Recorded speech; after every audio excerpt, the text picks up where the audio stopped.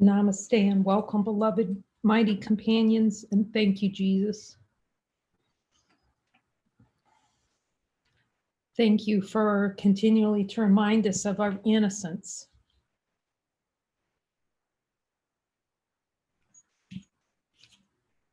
And for reassuring us that we didn't do anything, we're innocent. Nothing can happen to the Son of God.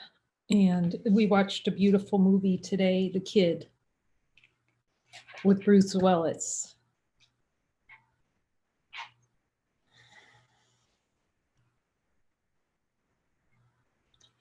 And how he, as a symbol of the play in consciousness, pushed away all these opportunities to see that love's here now.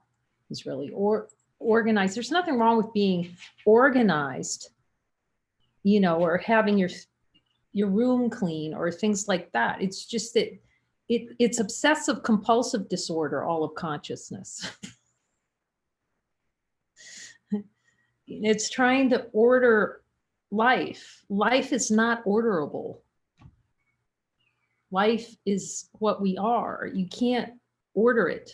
It doesn't have ducks in a row. You know, all those expressions that we've said, I need to get my ducks in a row. I need to get my handle on this. Infinite light doesn't have a handle. It doesn't have a number. It's just what is. It's infinite. And as soon as we say no to light, that's two. To no to what we are. And it was beautiful. He had all these symbols around them, even though he's gruff and things like that, but the symbols were talking straight to him. His admin assistant talking straight. He knew he needed her because he would have booted her out otherwise. He knew he needed that assistant. He just wasn't ready to admit it. Just like his photography assistant.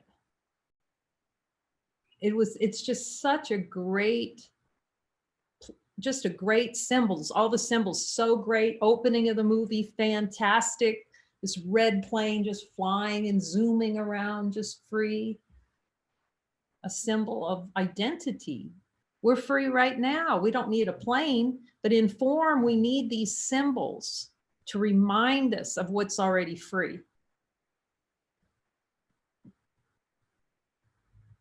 That these grievances we held, the grievance he had with his father, and he needed innocence to come in and teach him where the grievance is being held. And as soon as he opened up, there was like a shift. You can actually see the shift into willingness in this movie. It's really, really beautiful. And the character of Jean Smart comes in and he meets her right in the first scene on the plane. He meets her. And she's got this gentleness and wisdom, but he's just like having none of it. But then he knew when he needed help where to go. And that's us with Jesus. When you really, really continually asking for help, everything starts to change. And you could just see that willingness because he wasn't willing to join with any meaningful. So everything's being push away, push away. I know everything. And so all these figures were there as symbols of love in the mind. But you know, it's like pure crankiness. That's what the ego is. It's just a little crankpot.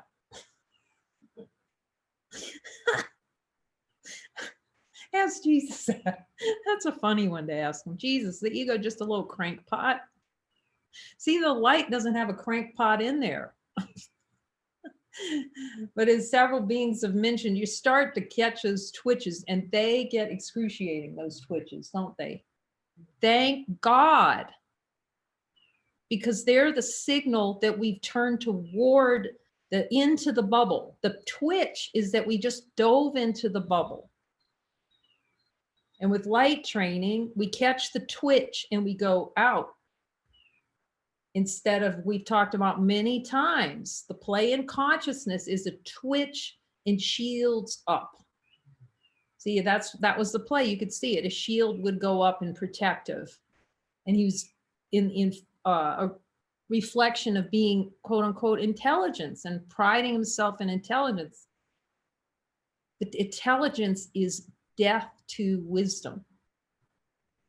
The wisdom that Jesus talks about, the wisdom of totality that moves through us as divine beings, the wisdom that our nature is joy,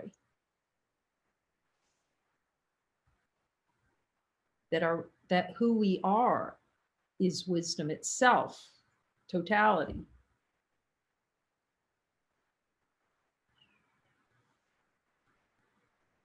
Sometimes it takes some of us a little while to get wise. Like here, had to play every scenario, every role, all the different roles, and Jesus was showing me different roles and different dreams, simultaneous dreams, but they seem sequential in time because consciousness likes timelines. And so it makes up a bunch of them, different lives to live. Who hasn't had enough with just this life? I don't know, but somehow consciousness likes the scenarios. I think I've talked about it. You know, Jesus just showing me that in the play of the dream, sequential, another dream, it was helpful. So he showed it to me that I love being a train robber. The playing consciousness somehow in a dream. It's equally unreal, but helpfulness. See, the spirit used everything in helpfulness to see how much the relishing, he's showing me even deeper now, the relishing of jumping on a train to rob it. Like that was just exciting and wanting to play that role. Down to, as I've said, being hung by the neck, just loving it, you know, seeing the relishness. Who would have a conversation and talk about that kind of relishing? We're a different crowd.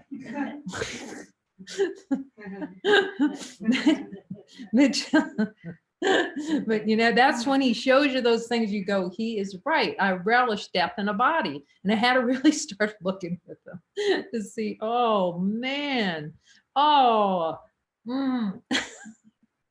I really wanted to be dead and killed and have a body killed and have that experience. Isn't that special? Remember that she said, that's exactly what specialness is. Pretend like the body can die. But the experience here without seeing that, like as someone said, right again. You're right again, Jesus. It was so glorious because Irene came in this morning and was just lit up like that's our identity when we're lit up. Going, oh, I can be wrong all the time. I thought, you know, because the ego takes it, if I'm wrong, it's bad, I'm going to hell. And so it like protects looking at being wrong. But when it like snaps and flips and you go, wait a minute, this is a happy wrong. This is this is happy wrong. This is wrong. Nothing happened to the Son of God. Wrong. This is happy, nothing happening. But then, you know, the little twitches will show up because of that.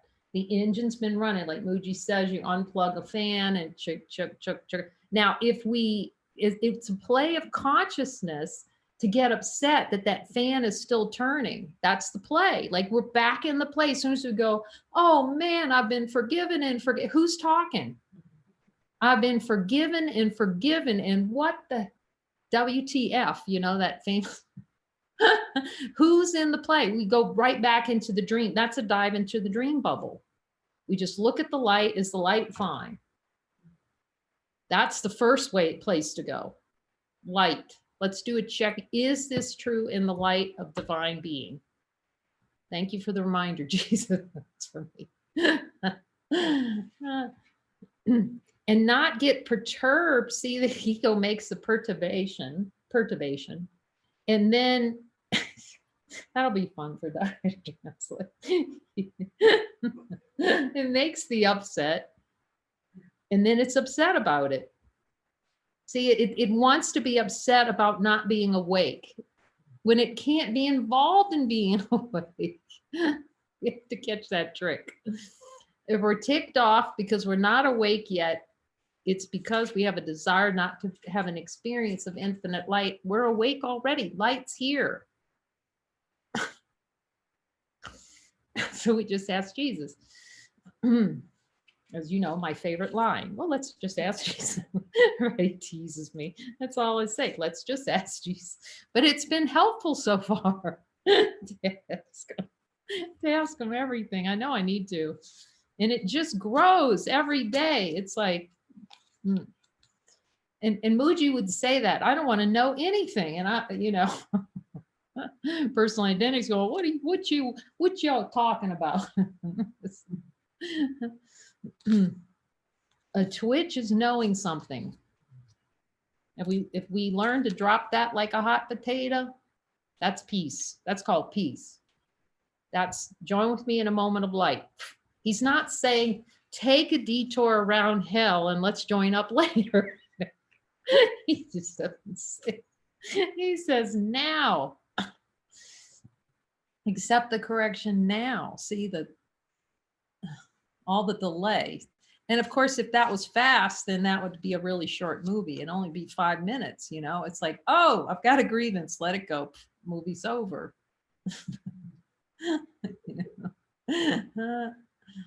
I can accept love right now, infinite. Let me try on this. Let me drop this body idea.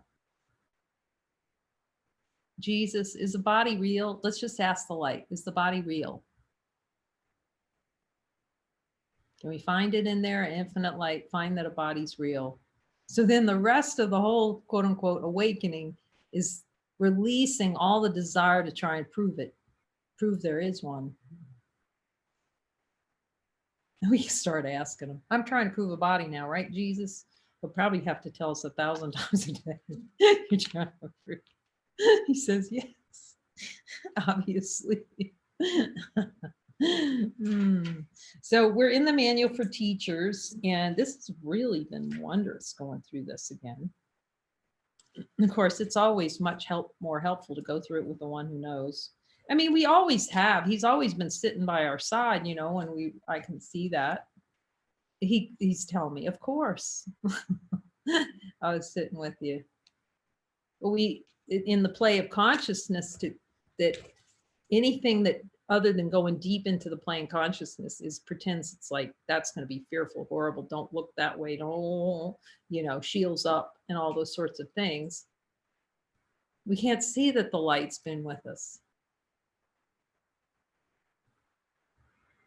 Any memory that's in consciousness that's painful only means that we've blocked the recognition that the light's been there all along, that love's been there all along.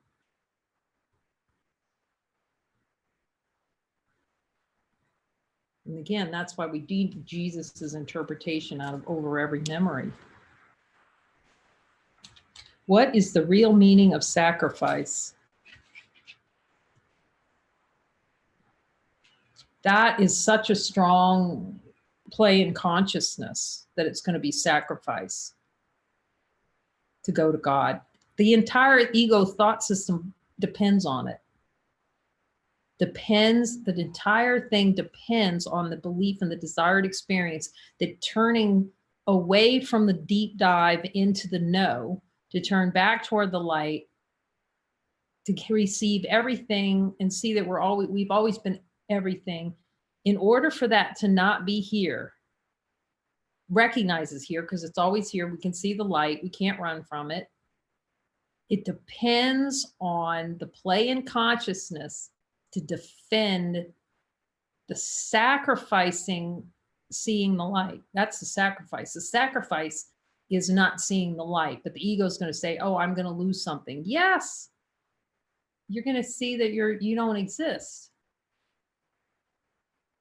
So it's the words, whenever it uses the word sacrifice, and just watch the language, just notice, we can get curious. You'll see it. Someone's talking about something, not to judge it. We don't judge it. We can be a happy learner with Jesus because we can start seeing as soon as it's there's an energy to that, to the ego when it comes out, and you'll just start to notice the energy of holding in it. trying to hold on to something. I'm going to have to give up my family. See, it's going to automatically go, I have to give something up. I'm going to have to give up everything I like. No, you've given up heaven. It's completely flipped. Although in truth, the term sacrifice is altogether meaningless, it does not have meaning in the world. It does have meaning in the world.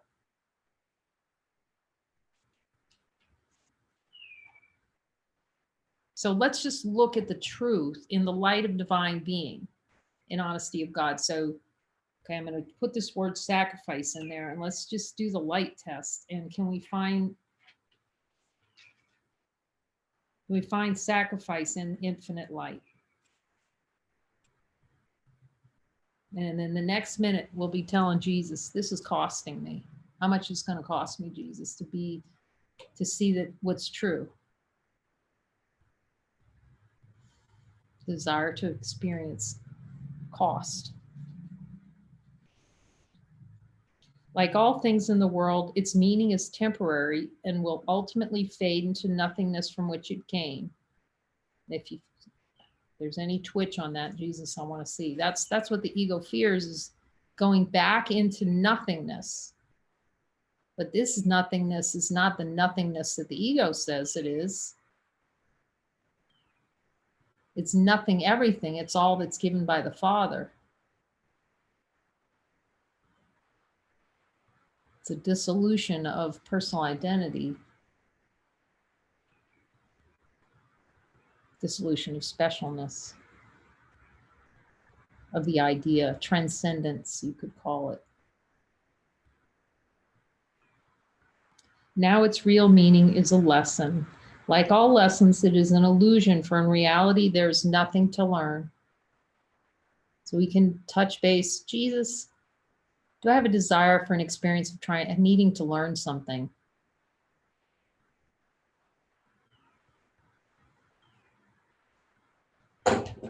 See that the light's not learning. It doesn't have a school of lightness. It's helpful to see that. We're so used to going to school.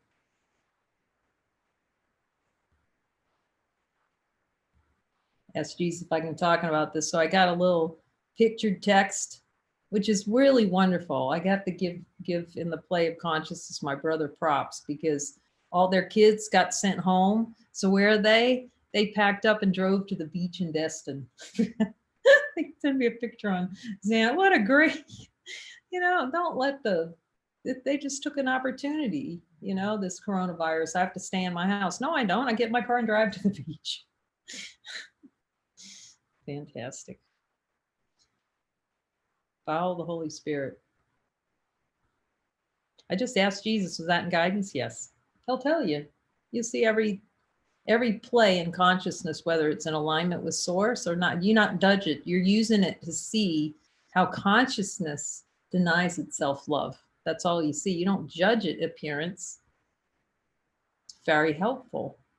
You're just continuing to go to Jesus. Everything, every time something pops up, it's like, what do I need to see in that?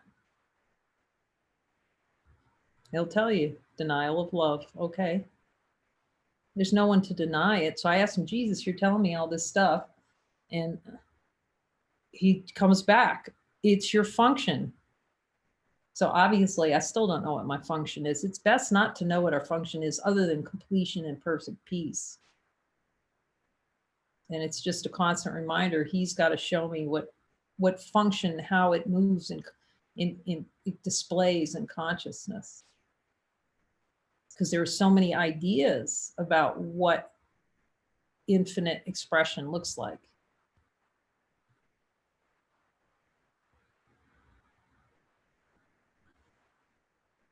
It's this right here, everything that's here.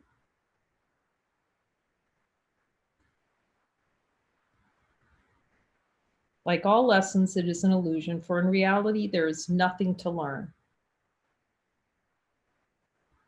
Yet this illusion must be replaced by a corrective device, another illusion that replaces the first, so both can finally disappear. See that the light doesn't know illusions. It just is. It doesn't have that currency. Illusion is the currency of consciousness. It's the currency of no to God. Illusion that we can say no. Let's just see. Let's just look at the light, infinite light of being, and see if there's an option for the light to not to be here. Is that an option? Can we find that? Like we look infinite light of being, honesty of God, and then just talk to the light, Jesus, do I have an option? Is there any option in God's plan for me not to be infinite light? And you can hear is no, like immediate. No, you don't have an option. You're trying to create an illusion of an option of not being infinite light. That's the sacrifice. We're sacrificing ourselves at the altar of death so that we don't see that we're lights. We can have a little pleasure pain cycle. Death. So the illusion must be replaced by a corrective device. The first illusion, which must be displaced before another thought system can take hold, is that a sacrifice to give up the things of this world. And boy, is that a big one.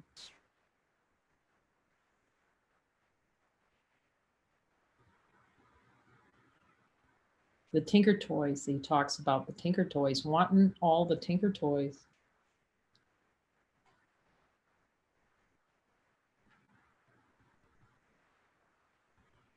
But you can see the words that the ego uses, but Jesus has to use them because he knows we believe them.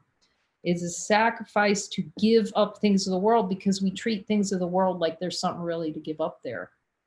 But see if the lights having any kind of concern at all about quote unquote giving up anything. The light doesn't even know giving up. It just is the isness.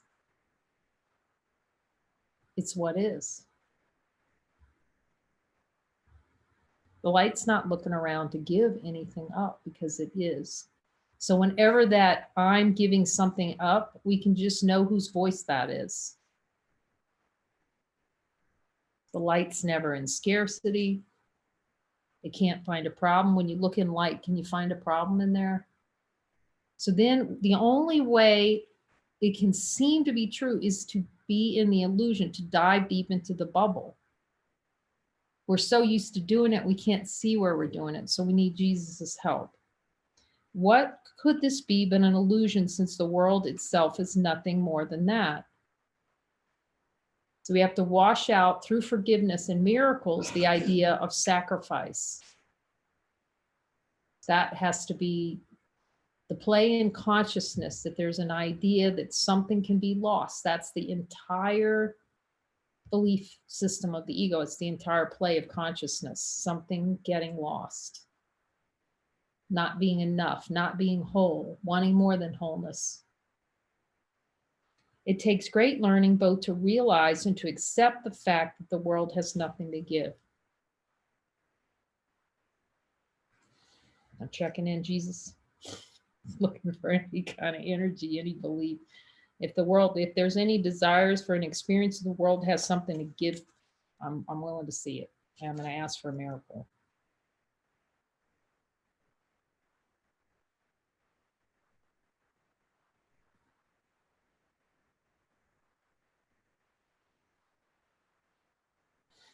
The easiest way is just look directly and admit it. If he says, yes, you do believe the world has value, then just look directly at it with him. Like the wanting, the urge, the itch. Somebody said, I had experience. We start looking, you feel like smoke's rising sometimes. Let it rise. It's just it's the release of that trapped energy that makes us feel small and weak.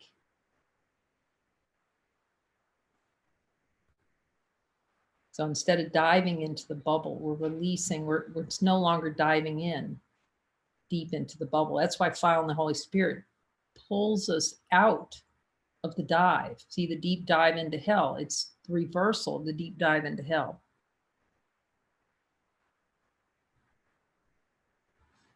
What can sacrifice of nothing mean? It cannot mean that you have less because of it. There's no sacrifice in the world's terms that does not involve the body. Okay, let's look at that. Jesus. He says no. No way to end run that one. Let's look at that. Okay.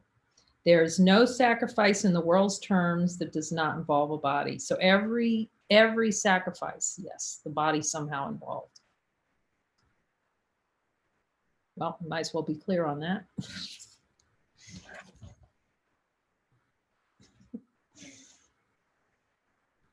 Think a while about what the world calls sacrifice. Yep, okay, right.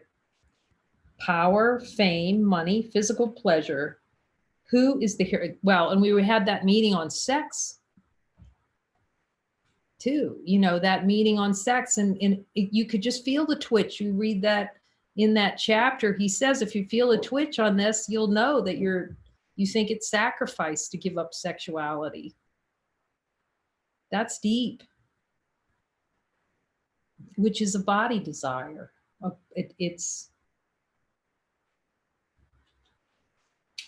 He's saying sexuality is actually a sacrifice because you're sacrificing God. You're sacrificing the awareness of light through it.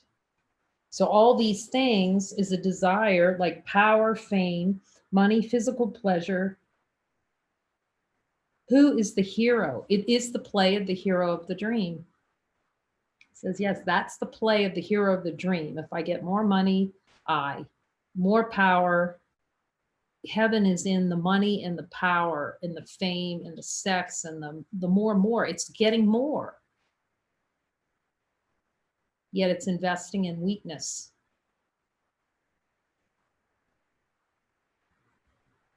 It's investing in the experience of limitation.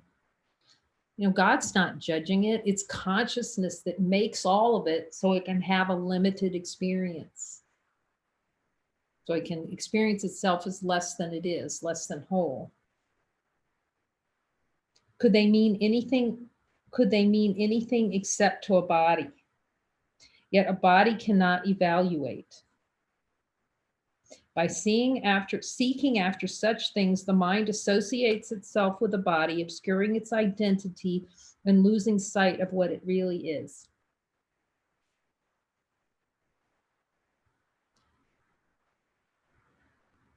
That's why, at least here, that chapter 20, it's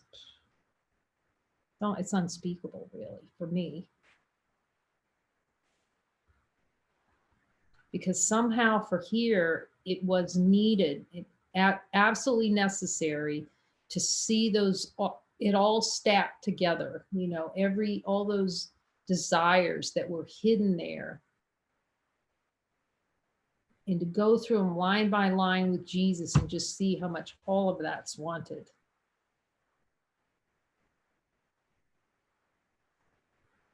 To deny the light. And plus the bonus plan, which is the speed offered by Jesus to get to the catacomb of that wanting of those desires. And then the power of hearing his voice and then being able to be coached like he promises each of us. It's not like there's something special in that. That is what is. That's our own voice speaking through so that we're no longer playing in the delusion. We're no longer playing the game of self-sacrifice, of constantly falling on our sword, shooting ourselves in the foot. All those little sayings start taking on a whole new meaning. Jesus says, let your heart be light. By seeking after such thing, the mind associates itself with the body, obscuring its identity and losing sight of what it really is. And you can ask them, because we can all hear him, Jesus, do I have a desire to use power, fame, money, physical pleasure to lose sight of what I am?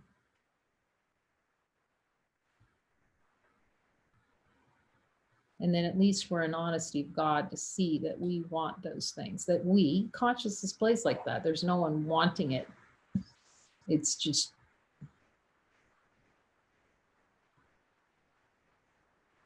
consciousness playing in delusion and illusion.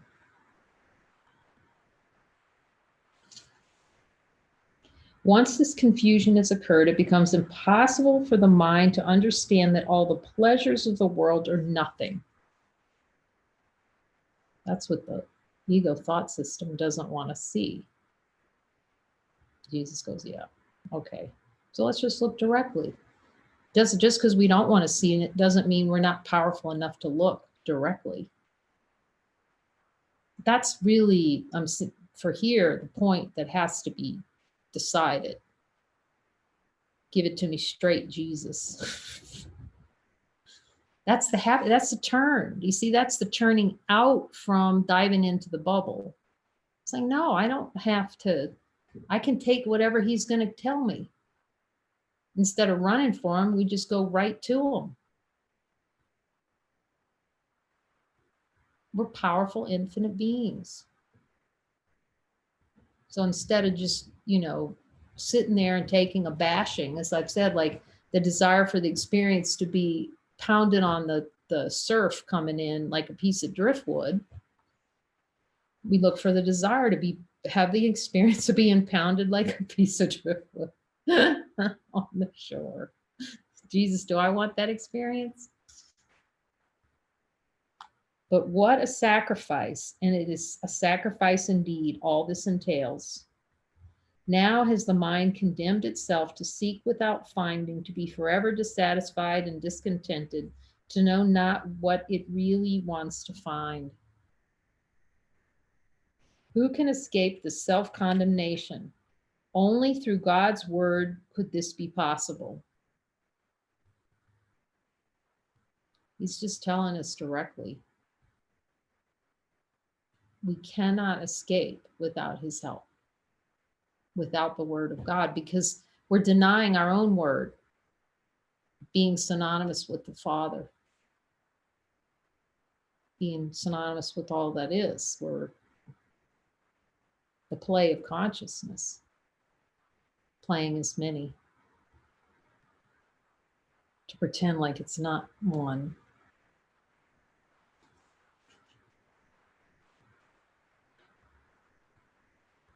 Who can escape this self-condemnation? Only through God's word could this be possible. For self-condemnation is a decision about identity, and no one doubts what he believes he is. So really, I'm asking Jesus about that. He's casting doubt on all of our beliefs about what we believe we are. With openness, then we can see. At last, I can see the light. We're so convicted. The play of consciousness is to be convicted that it's not light. That's just the play. We don't have to buy into it, though. We don't have to buy that ticket. And that's what we start to see when we start watching the mind and what's happening in there. We'll see the relishing of walking up to the ticket counter of hell, which is desire, and buying the ticket and riding it. And then telling Jesus all the reasons why we can't change it. We're actually telling him to give up desire is sacrifice.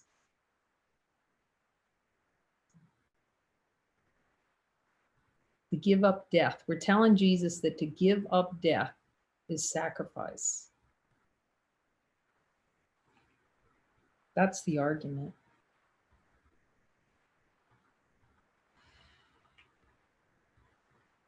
He can doubt all things, but never this. God's teachers can have no regret on giving up the pleasures of the world.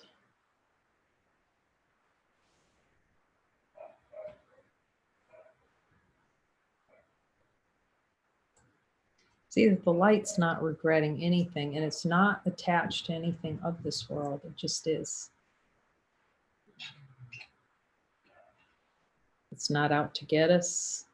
not out to harm us, not us to spank us for being bad. Just is.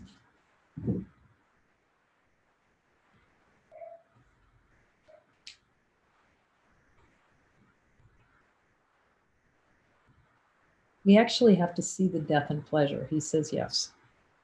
Till you see that pleasure is really death, and how pleasure, it's impossible. It's a horizontal getting, trying to get something. It's an experience that denies the light. Because the light's not seeking. See that the infinite light of being, it has no seeking something. It just is.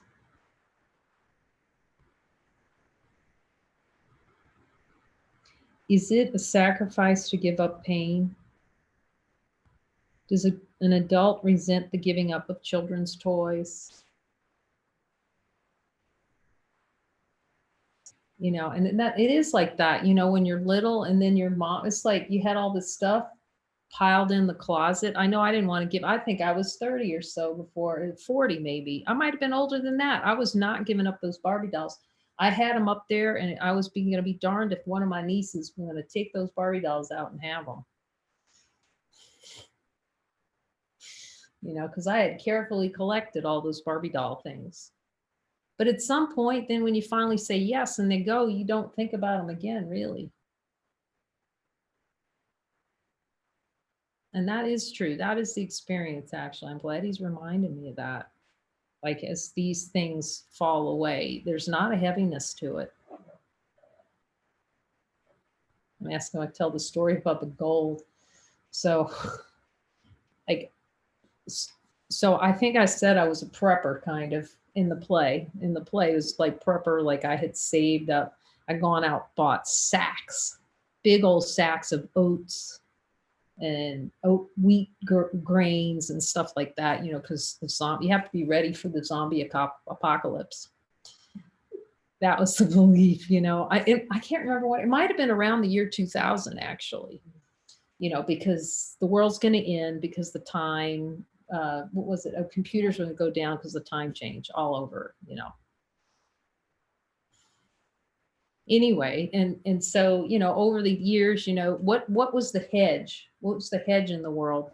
In monetary system, the hedge was gold. Having that hard gold currency. Now that was salvation. So I went out and bought some gold. I had some gold, and I had it all hoarded in a bank account. And some silver too. I had a big old bag of big silver coins. I don't have it anymore.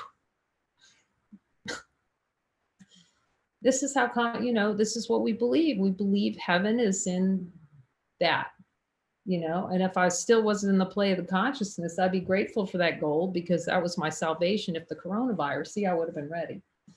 But now I have Jesus, and that trumps gold anytime.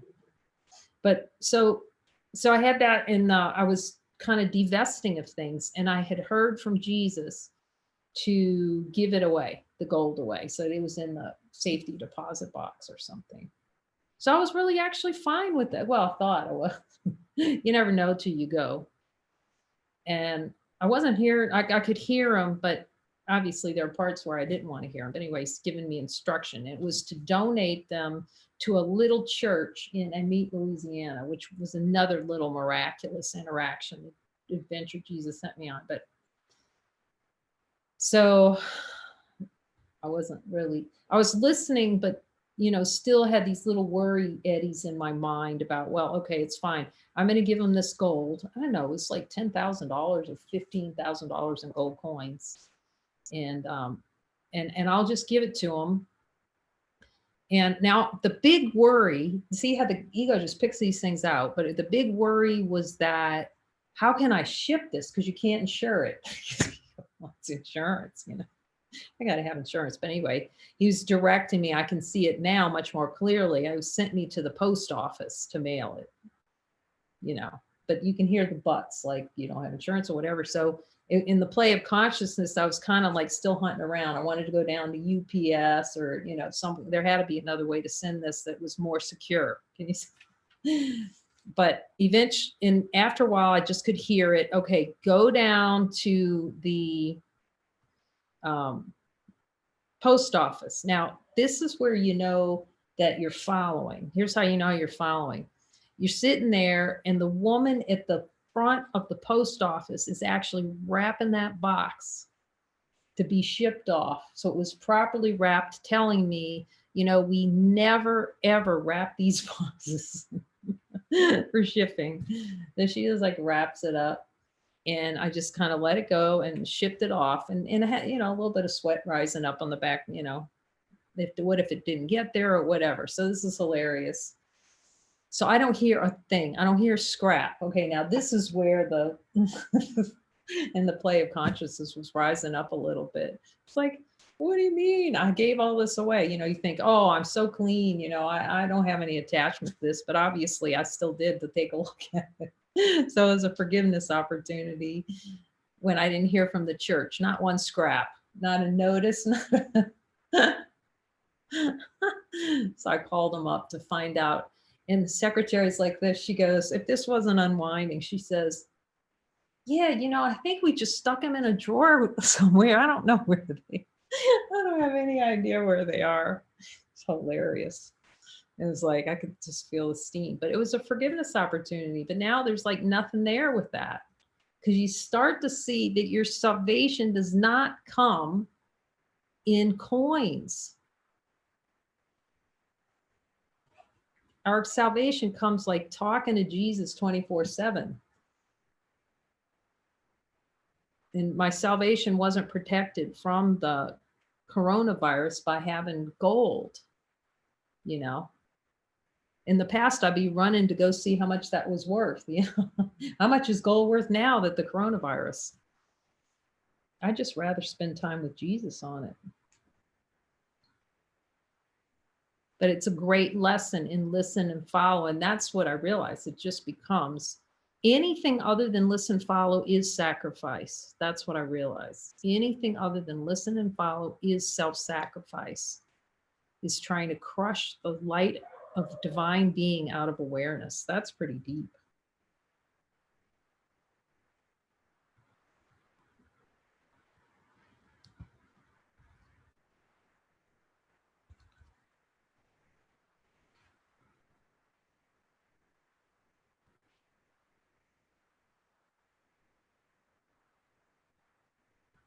Does one whose vision has already glimpsed the face of Christ look back with longing on the slaughterhouse? That's direct. No. He's so direct. I'm really grateful now. We didn't see that because I didn't want to see that that was a slaughterhouse. Once you admit it really is a slaughterhouse, and how much we enjoy, going into slaughter every day, how much that's relished, it's helpful. Because we can see then that we're choosing the slaughtering. We're choosing that experience of feeling like we're getting slaughtered. No one who has escaped the world and all its ills looks back on it with condemnation. You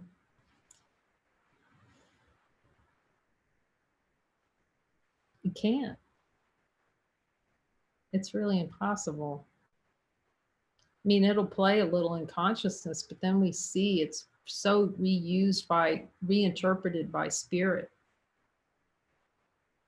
It's that whole reinterpretation thing that Jesus talks about, to celebrate God. Thank you for reminding me of that, Jesus.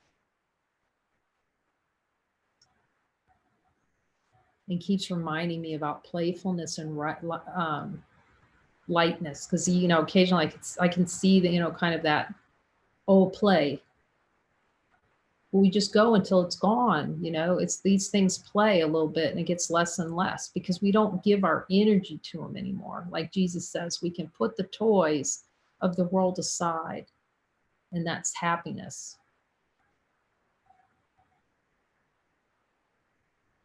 Yet he must rejoice that he is free of all the sacrifice its values would demand of him. We're demanding sacrifice of ourselves. That's what we have to see Jesus. Do I have a desire for an experience of self-sacrifice, to sacrifice the awareness of light from my mind.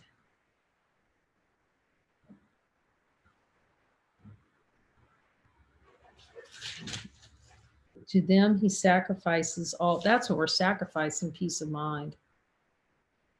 When the shields go up, that's sacrificing peace of mind and love. To them, he sacrifices all his freedom. And to possess them must be sacrifice his hope of heaven in remembrance of his Father's love, who in his sane mind chooses nothing as a substitute for everything. Well, clearly, we're playing the insane game. But we have Jesus to show us where we're playing insane, thankfully. Jesus, in the light of divine being and honesty of God, do I desire and experience the sacrificing all that God gave to me. If there are any places that I need to see where I'm sacrificing, will you show me? So much love comes with that. Totality comes with that, infinite light.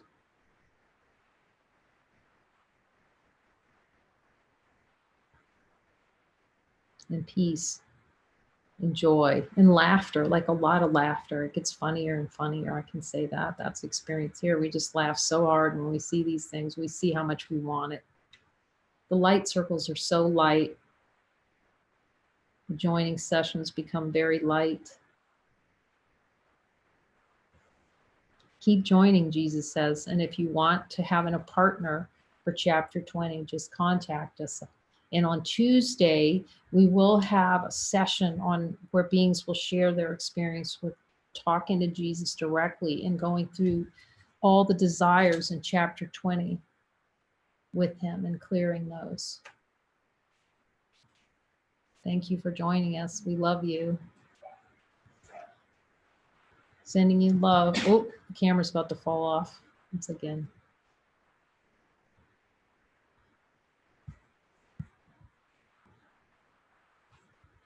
Love you.